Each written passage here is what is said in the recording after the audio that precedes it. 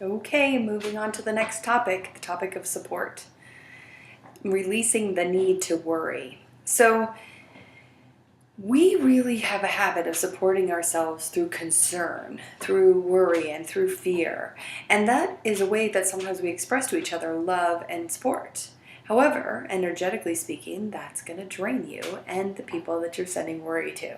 So I want you to think about this for a minute. I want you to think about, if I send you a message of I'm worried about you, I'm sending you the message that you're not okay, that I don't trust you to be okay. And oftentimes it also translates to, I don't know if I'm going to be okay if you're not okay. So when we worry about each other, we literally are draining our energy field. We're literally dropping it down into a negative space as a co-creator of the person we're witnessing.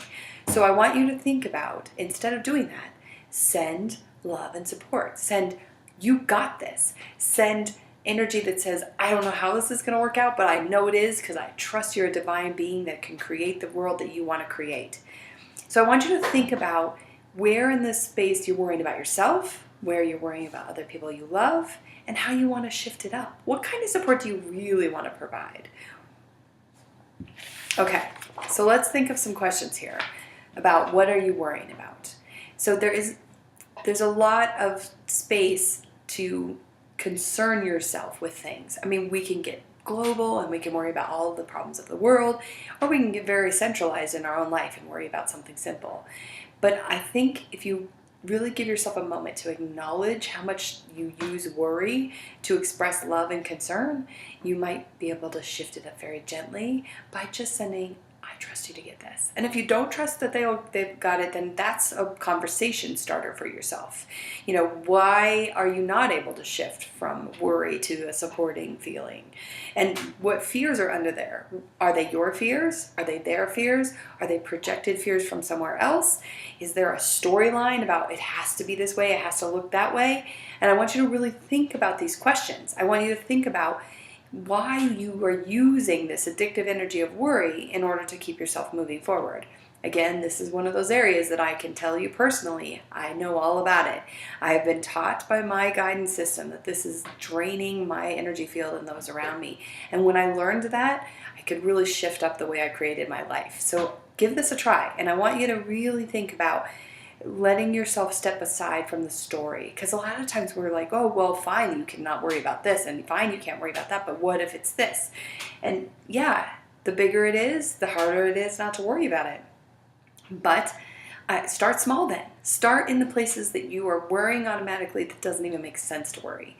Then slowly back yourself back out into the bigger stories and go gently wherever you can. If you can't convince yourself not to worry, you're just faking it. So, and energetically speaking, that's not authentic and it's not going to work anyways. So I want you to think about that. Also, maybe go down to the worst case scenario concept. If you can't let yourself go, dig into that worst case scenario. What is the worst case scenario? What's the thing you're truly worried about is going to happen? And how realistic is that? And how far in the future are you projecting? Because lots of things can happen between now and tomorrow, and lots of things can happen between now and 10 years from now. So projecting out into the future, like, for example, are you going to be able to go to college if your kid's in kindergarten, right? That may not necessarily be a valuable question, but it's a common thing that parents worry about. And it's also common for us to look at each other and have an already storyline going on where it's like, I've seen this before, and this is going to happen to you too. And thinking about how you can step aside from that storyline a little bit and letting it unfold, being willing to be open. Now, maybe you have a cautious guard up because you've seen it before, and that's healthy. You use your wisdom that you've already acquired, but you also realize that the world is always changing and our experiences are always growing and expanding. So opening yourself up and sending yourself, you've got this, I have put this in here for a divine reason. All right, take care of yourselves. I want to hear from you. I will talk to you soon.